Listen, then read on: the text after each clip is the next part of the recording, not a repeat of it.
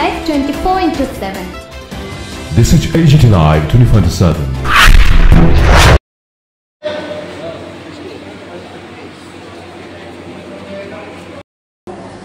राज्य सरकार और केंद्रीय सरकार के द्वारा पश्चिम त्रिपुरा में बाबुनिया ने शुभ सूचना করছেন একটা জোরে করতালি সকলের কাছ থেকে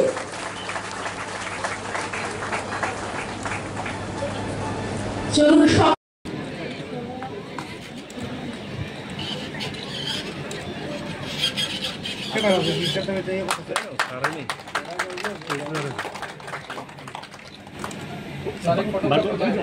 केंद्रीय मंत्री माननीय श्री राजीव रंजन सिंह और ललन सिंह महोदय जी को जो हमारे केंद्रीय मत्स्य पालन पशुपालन डेयरी तथा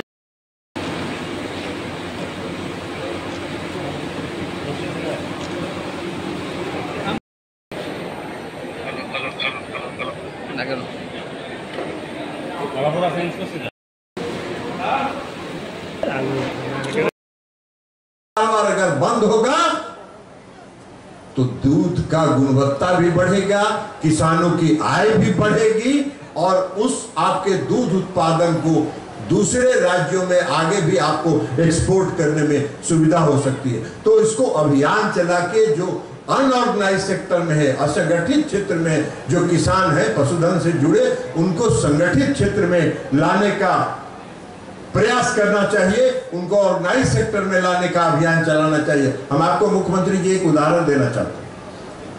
प्रधानमंत्री नरेंद्र मोदी जी के इनिशिएटिव पर बनारस में पराग का एक दूध संग्रह केंद्र था। वो बहुत पुराना था। 11,000 लीटर दूध वहां आता था प्रतिदिन। 2022 में प्रधानमंत्री नरेंद्र मोदी जी के पहल से नेशनल डेयरी डेवलपमेंट बोर्ड ने उस यूनिट को ले लिया, टेक ओवर कर लिया। यशस्वी प्रधानमंत्री नरेंद्र मोदी जी के पूर्वोदय विजन को लेकर माननीय ललन सिंह जी के दुग्ध विकास के सपने को साकार करने वाले आपके मुख्यमंत्री जी के अथक प्रयास से आज गोमती दुग्ध संघ त्रिपुरा का 40,000 लीटर दूध के संग्रह का इस उद्घाटन समारोह में मंच पर विराजमान लोकप्रिय मुख्यमंत्री प्रोफेसर डॉक्टर मानिक शाह जी, हमारे विभाग के लोकप्रिय मंत्री राजीव रंजन सिंह जी, त्रिपुरा सरकार के animal husbandry minister Sudhanshu Das ji, honourable minister for corporation Shuklacharan Noatia ji, Shri Ratan Ghosh ji, chairman Gomati milk प्रदेश product union, Shrimati Meena Rani Sarkar, honourable MLA Shrimati Varsha Joshi ji, additional secretary Bharat सरकार, मंच पर बैठे हुए अन्य गणमान्य विशेष भावे আমরা ধন্যবাদ জানাবো দেশের যশস্বী প্রধানমন্ত্রী এবং আমাদের রাজ্যের জনপ্রিয় মুখ্যমন্ত্রী প্রফেসর ডক্টর মানিক শাহ মহোদয়কে। কেন্দ্র সরকারের বিভিন্ন উদ্যোগ এবং আর্থিক সহায়তার ফলে গত কয়েক বছর সমবায় সমিতির সংখ্যা আমাদের উল্লেখযোগ্যভাবে আমরা বৃদ্ধি পেয়েছি। গ্রামীণ অর্থনৈতিক উন্নতি এবং রাজ্য বেকারত্ব হ্রাসের গুরুত্বপূর্ণ ভূমিকা পালন করছে, যা আমাদের চূড়ান্ত এবং একমাত্র লক্ষ্য। বর্তমান ত্রিপুরা দুগ্ধ সমবায় সমিতির সংখ্যা প্রায় 287টি রয়েছে। সমবায়ের মাধ্যমে সমৃদ্ধি সেটা আমাদের লক্ষ্য এবং এর ম্যান্ডেট অনুযায়ী গ্রামীণ অর্থনীতি শক্তিশালী করার জন্য রাজ্য সরকার প্রতিশ্রুতিবদ্ধ এবং বর্তমানে আমরা মার্গদর্শিকাতে উল্লেখিত পদ্ধতি অনুসারে আমরা বাকি গ্রামগুলিকে সমবায় অন্তর্ভুক্ত করার জন্য আমাদের বিভিন্ন পরিকল্পনা আমরা হাতে নিয়েছি।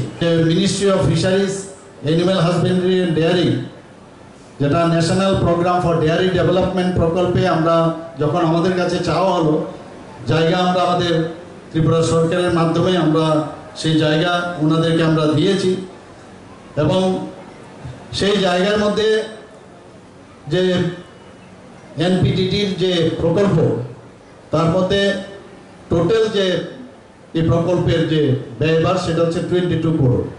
তার মধ্যে আমাদের দিল্লি থেকে, আমাদের কেন্দ্রীয় সরকার থেকে আমরা 19 কোটি 41 লক্ষ টাকা আমরা সে শেয়ার, এবং রাজ্যের শেয়ার 2 কোটি 60 লক্ষ টাকা। এবং এর জন্য যে সংস্থা আমাদের Gomati cooperative milk producers union limited, আজকে এই ডায়েরি ইউনিট আমাদের আরেকটা আছে ইন্দ্রনগরে, এটা নাম্বার 2 আমাদের ইউনিট। এবং এই ইউনিট আজকে চালুর পরে পশ্চিম জেলা আছে, খোয়াই জেলা আছে, সিপাহী জেলা, গোমতী জেলা এবং আমাদের সাউথ ডিস্ট্রিক্ট সবকটার মধ্যে এটা কিন্তু তার সুফল আগামী দিনে আমরা পাবো। এখানে প্রায় 3.57 একর আমরা ত্রিপুরা সরকারের থেকে আমরা জমি দিয়েছি। আমরা লিজে এই যে জমিটা Gomati cooperative milk producers union লিমিটেডকে আমরা দিয়েছি। আমার সত্যিই ভালো লাগছে যে এখানে বিভিন্ন ধরনের, যিনি চেয়ারম্যান আছেন রতনবাবু অলরেডি বিস্তারিত আলোচনা করেছেন। এখানে এই প্ল্যান্টে হোমোজেনাইজড এবং যেটাকে বলে পাস্তুরাইজড এবং ভিটামিন এ এবং ডি 45 টোন মিল, ডাবল টোন মিল, স্লিম মিল এবং গোল্ড মিল সেইগুলো এখানে প্রডিউস হবে। এবং যেখানে যার প্রয়োজন শারীরিক অবস্থার উপর নির্ভর করে যে দুধ খেলে যেরকম তাদের দরকার, বিভিন্ন ধরনের দুধ এখানে তৈরি হবে। শুধু তাই নয়, এখানে প্যাকেটের মাধ্যমে পনির, দই, pasteurise lassi, flavoured milk, ice cream ইত্যাদি বিষয়ে আলোচনা হয়েছে, সেইগুলো এখানে তৈরি হবে। এবং আমি আশা করি সারা ত্রিপুরার মধ্যে অলরেডি এই আমাদের যে গোমতীর কোঅপারেটিভের নাম সবাই জানে, এবং আমি আশা করব যে তারা যে গুণগত মান বজায় রেখে আগামী দিন তারা এই সাপ্লাই করবে এবং মানুষের সেই সুযোগটা আসবে।